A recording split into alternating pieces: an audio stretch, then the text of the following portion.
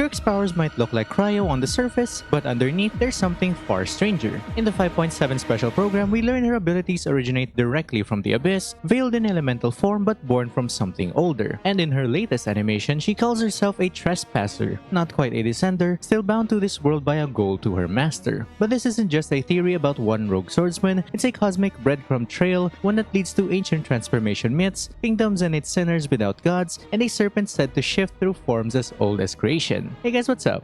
Aru. Today we'll be diving into the origins and true power of Skirk and the 7 Shifting Serpent, a theory-heavy breakdown exploring her origin, her abyssal inheritance, and the legacy of an ancient cycle that might connect to all abyss entities, which includes Skirk, Child, Dainsleif, and something far worse. And I'm not just talking about the sinners. From the cryptic masters and the serpent-bound bloodlines to outer gods and unfinished fates. We're going one layer deeper into the abyss and another layer outside of Teyvat. So if you're like me and cannot get enough of the lore spiral Skirk brought us into, then this is your deep dive video. Now let's get into it, shall we?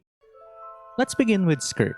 Her cryo-style moves are just a mask, technically. From a lore perspective, she draws her power straight from the abyss, not from a vision, a gnosis, or even a sovereign like Neuvillette. Alongside the Traveler, Dainsleif, and other visionaries, she stands alone as a playable character powered by something Teyvat isn't supposed to understand. While some who come from outside the world are called descenders, Skirk is still more of a trespasser let into this world through a tear made by a sinner, which is something that Skirk has yet to achieve. Her true source of power is serpent subtlety, tied to the 7 Shifting Serpent. Her cryo-like strikes are abyssal mimics. Despite regenerating elemental energy, it's still not elemental damage. The void rift she triggers does hint at a reaction similar to the annihilation effects of Numa Osha, the Night Soul Abyss reactions, and the result of the Traveler's reaction with the Abyss. These rifts feed her endless reaction combat loop, while her annihilation-like Abyss style would only trace back to her master, Sirtology, the Foul, who might have been the first to learn about annihilation reactions in the first place. Skirk's connections to Khaenri'ah and the Abyss Order run deep. She trained under one of the 5 sinners, and the way she fights, especially when she passed it on to Child, can be assumed to mirror the weapon styles of the Abyss Heralds, especially that of the Cryo Herald and the Serpent Knights. Fluid, deadly, and done with arrogance depending on strength, an aesthetic that she inherited from her master, mixing together arrogance and overwhelming power, covered up by humility, which makes up her overall cold and deadly personality.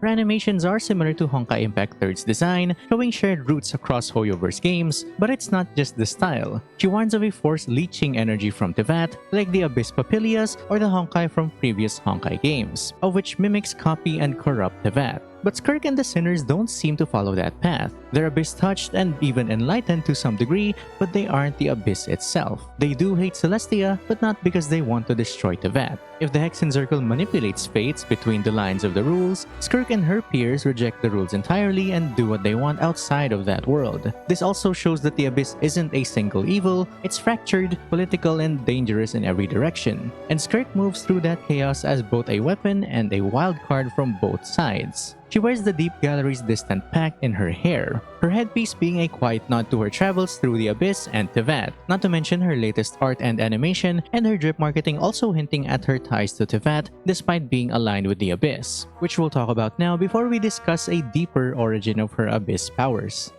This segment is more about Skirk's drip marketing and recent posts that helps flesh out her backstory. The animated short is a summary of her entire finale of the Deep Gallery set, which also includes notable people and locations connected to and are pivotal to Teyvat's past and future. King Deshret's domain, which unveiled forbidden knowledge, the Bamboo Forest, which connects to the moons, Hyperborea, which is where the first Sealy fell, a sword cemetery which is eerily similar to Mondstadt's, connecting to the possible past of Khaenri'ah during their fall, the Abyss itself where she met Tartaglia, and the beach in Mondstadt where we first started the game and drew the Sustainer of Heavenly Principles. Right now, it's too vague to form any proper conclusions as to why it's mentioned, since her journey is to understand the world just as her master did before she becomes a descender. But her drip marketing does say a lot. Sin infests the firmament. In Genshin lore, this isn't a metaphor. The sky above Teyvat is actually false, a constructed dome separating the world from the true abyss and whatever lies beyond. This idea is reinforced by the all-devouring narwhal and Nahida's account of forbidden knowledge and the abyss, a corruptive power buried deep within the abyss that once destroyed destroyed Khaenri'ah and nearly unraveled the entire world.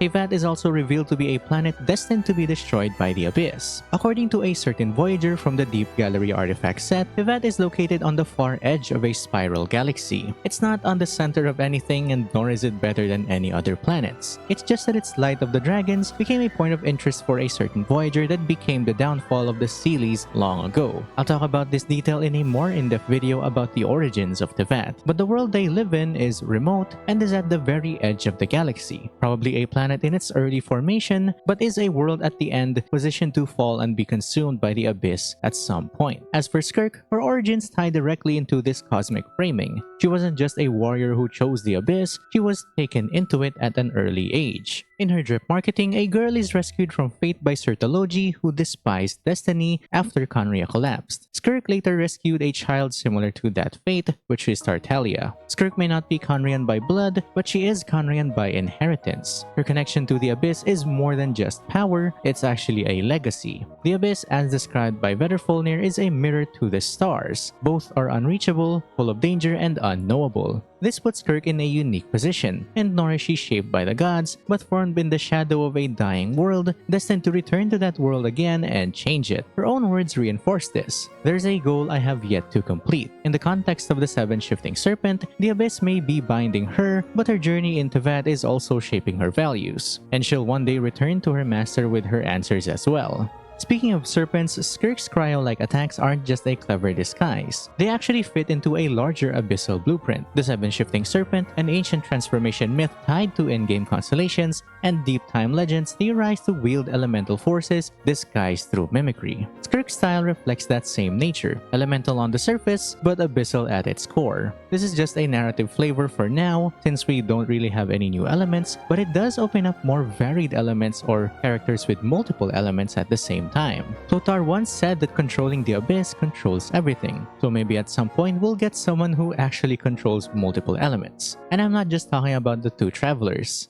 The Seven Shifting Serpent's transformation cycle comes straight from Chinese mythology. Initially a snake that shifts through powerful forms until it becomes a dragon, and the path is written as is. Snake to python, python to anaconda, anaconda to flood dragon, and then horned dragon, rain dragon, responding dragon, and finally the true dragon. Each possibly tied to one of the serpent's elemental heads, and maybe even seen from many Khaenri'ah and Abyss Order symbolisms. Not through the elements, but from something older and outside of this world. And we can see these phases from the current Abyss wielders we know in-game. Across 8 serpent phases and 8 key Abyss touch figures, the image becomes clear, especially when compared to the 8 Hex and Circle members. There's 8 Abyss-related characters and 8 Hex and Circle witches, along with a single prince/princess of the Abyss, and they're all part of Skirk's backstory and lore, which she already met in most of her journey. Each may represent a phase in the serpent's evolution, rather Skirk's evolution, all leading towards something deeper, the Gnostic Serpent, the hidden source of all the Abyss, forbidden knowledge, and perhaps all original sins.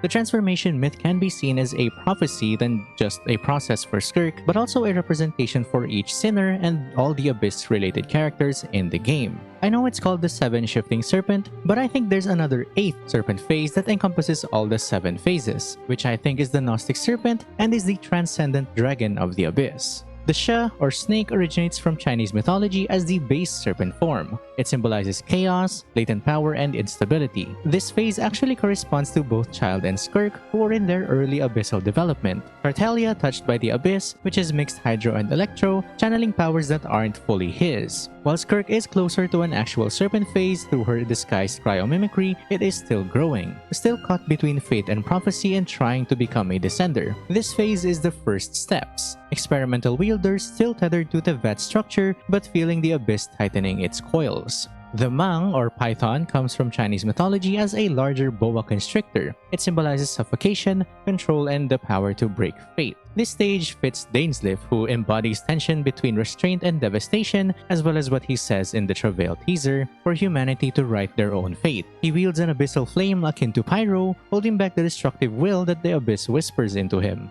The Mang or anaconda is rooted in South American myth and is a massive river serpent. It represents a deep ancient burden and evolving control. This, I think, is Rhind Daughter, also known as Gold. Her geo-based alchemy plays God, birthing synthetic life from chaos, especially now after merging with the Shade of Life. She is, in a sense, the Abyss's forge, creation through corruption.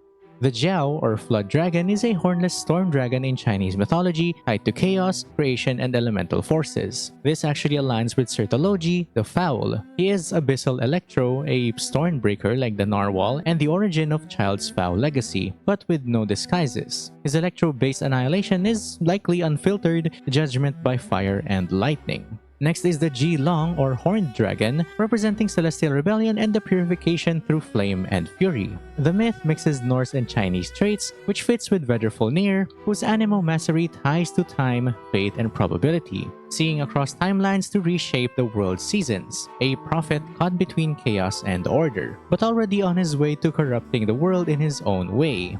The Chuong or Rain Dragon is a seasonal sky dragon in East Asian legend. It governs prophecy and celestial flow. This matches Ruptatir, the Dendro-wise sinner. He symbolizes entropy, rebirth, and natural wisdom. His alignment with the abyss doesn't really destroy, it actually evolves, but more of a rot that rebuilds.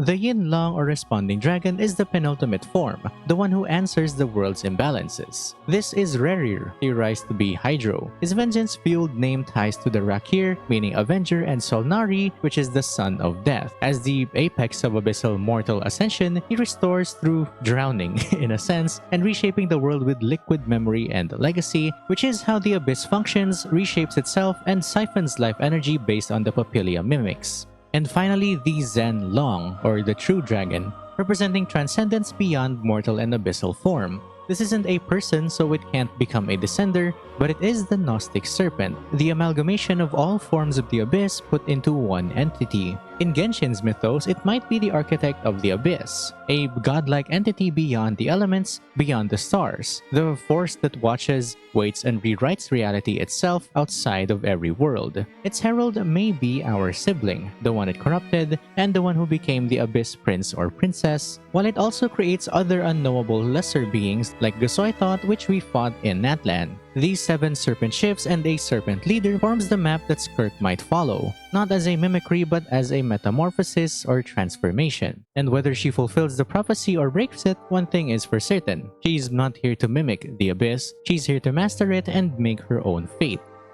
As a final segment, this abyssal enlightenment becomes sharper when we look at where these abyssal powers come from. Every known abyss user and sinner, from Skirk to Dainsleif, hails from Conria. None of them use visions, yet they all wield the abyss and are even familiar with Descenders, as it is part of their kingdom to receive such beings. So taking over the throne of Celestia has been part of their day-to-day lives, which might also be why Celestia decided to destroy and curse them as well. But this time, 500 years ago, the abyss itself isn't one of those. It's not a descender, and nor is it their savior. That alone hints at an older outer power, something beyond Celestia and beyond the fake sky. If their powers now come from the shifting serpent, then perhaps Conria's serpent knights and Sama churls who channel elemental power through ancient chants are drawing from that same place. Abyssal but can appear elemental. If the world has elements, then the abyss mimics elements. If it has magic and technology, then it would mimic that instead. But Tevat has all of these things, which makes the monsters a confusing amalgamation of everything, continuing until it consumes the world.